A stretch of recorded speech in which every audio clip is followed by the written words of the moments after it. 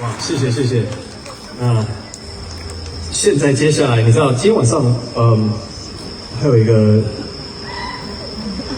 对，就再来一个好不好？就另一个，这把琴呢，你们今天